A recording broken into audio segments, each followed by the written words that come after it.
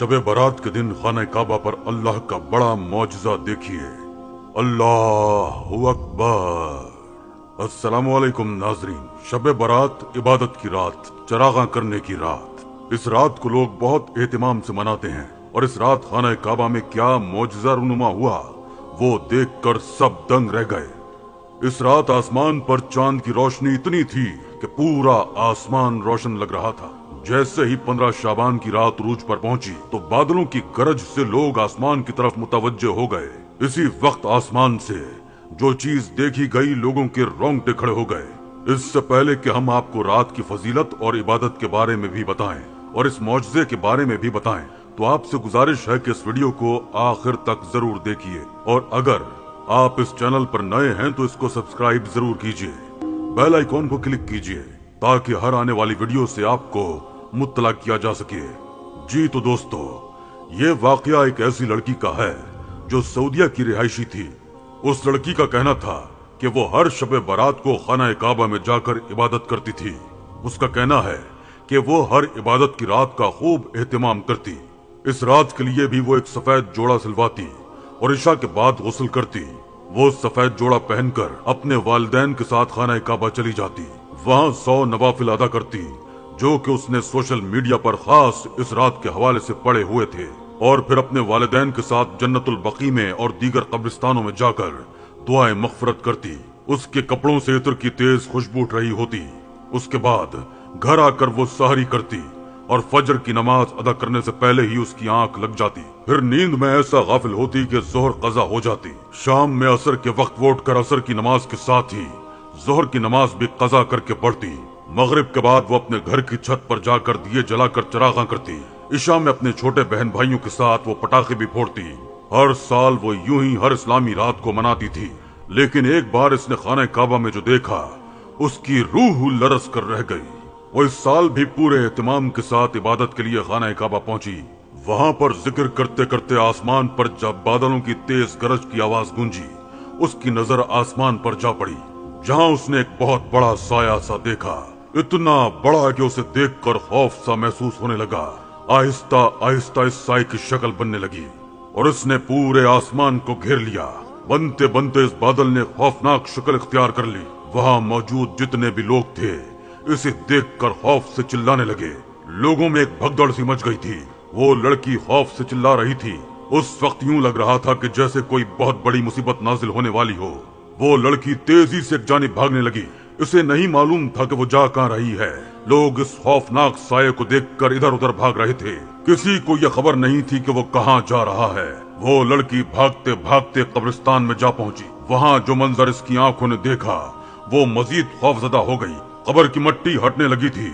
मुर्दे जिंदा होकर निकलकर बाहर आने लगे थे। वो चिल्लाते हुए वहां से बाहर निकलने लगी तो चारों तरफ आग ही आग उसे नजर आने लगी। वो बेतहाशा रो रही थी, मदद के लिए पुकार रही थी, लेकिन उस वक्त कोई ऐसा ना था जो उसकी मदद को पहुंचता। फिर उसने देखा कि किसी ने इसका हाथ पकड़ा और उसे एक सिमत ले जाने लगा, लेकिन उसकी रफ्तार इस कदर तेज थी कि वो उसका मुकाबला नहीं कर पा रही थी। वो ये सोच रही थी कि शायद इस आफत में उसकी मदद इसी रात की इबादत की बदौलत की जा रही है, लेकिन वो नहीं जानती थी कि आगे उसके साथ क्या होने वाला था। अब जिस जगह वो पहुंच गई थी वहां चारों तरफ आग ही आग थी। जिसने इस लड़की का हाथ पकड़कर अब तक थाम रखा था वो एक ज़ईफ बुजुर्ग था जो अब उसका हाथ छोड़ चुका था। वो रोने लगी, कहने लगी, खुदारा मेरी मदद करें।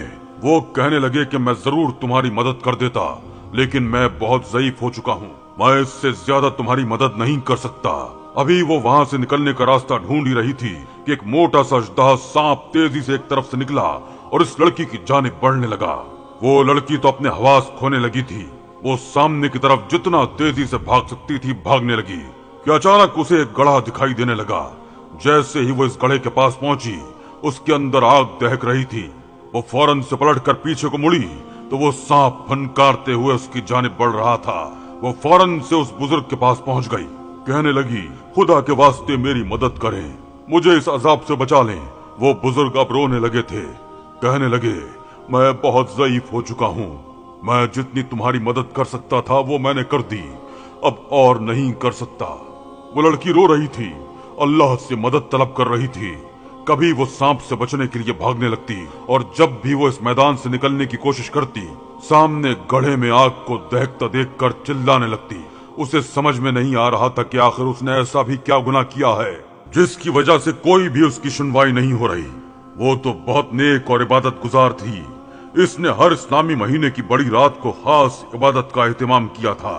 फिर वो इस मुश्किल में क्यों घिर चुकी थी? वो यही सोच रही थी कि सांप ने उसे डंक मारा और वो आग के गड्ढे में जैसे ही गिरी, उसकी आंख खुल गई।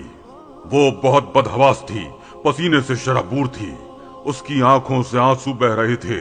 सामने खाने काबा पर लोग वैसे ही तवाफ कर रहे थे। उसने पहले आसमान की तरफ देखा जो 15वीं शब की वजह से पूरा रोशन था।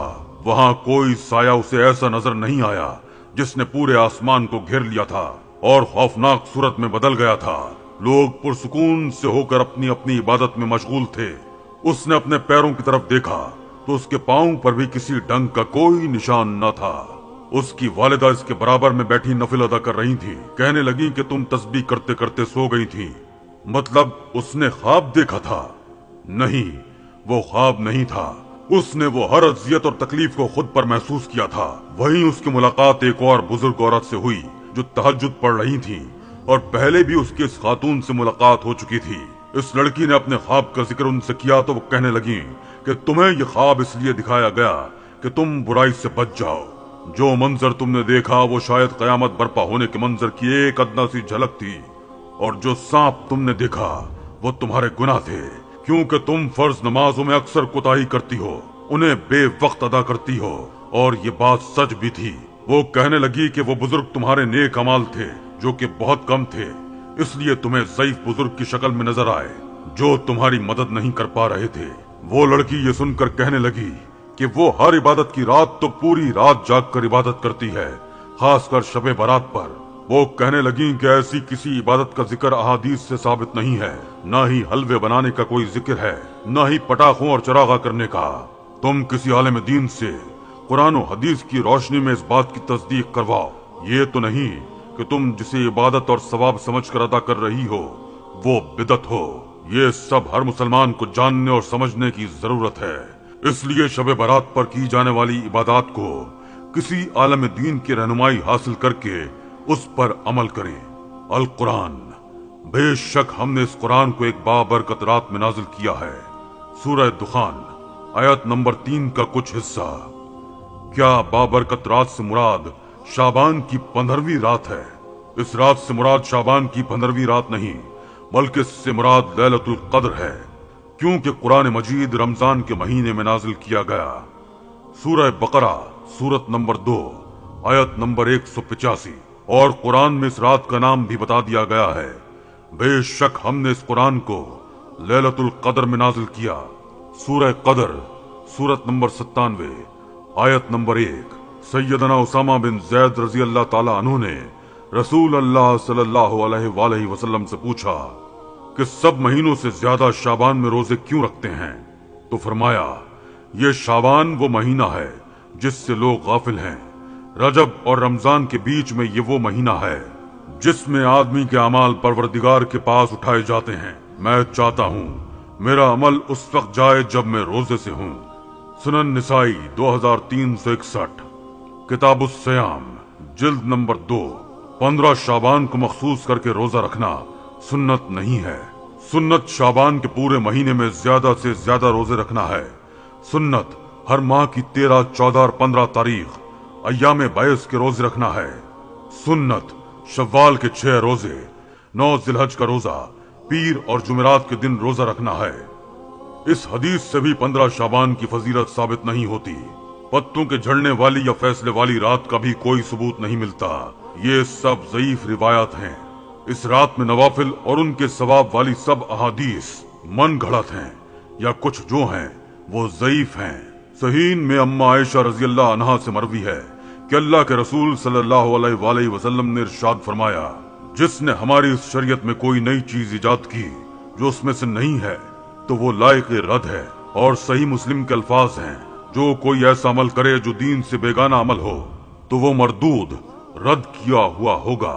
और सही मुस्लिम के अंदर जाबिर रजी अल्लाह अन्हु से मरवी है کہ اللہ کے رسول صلی اللہ علیہ وآلہ وسلم جمعے کے خطبے میں فرمایا کرتے تھے، سب سے بہترین کتاب اللہ کی کتاب ہے اور سب سے بہترین راستہ محمد صلی اللہ علیہ وآلہ وسلم کا طریقہ ہے، اور سب سے برے امور دین میں ایجاد کردہ نئی باتیں ہیں جنہیں بدعت کہتے ہیں، اور ہر بدعت ضلالت و گمراہی ہے۔ اس معنی کی آیتیں اور حدیثیں ڈھیر ساری ہیں جو اس بات پر واضح دلالت کرتی ہیں کہ اللہ نے اس امت کے لیے اس کے دین کو مکمل کر دیا ہے اور اس میں کچھ بھی نیا پیدا کرنے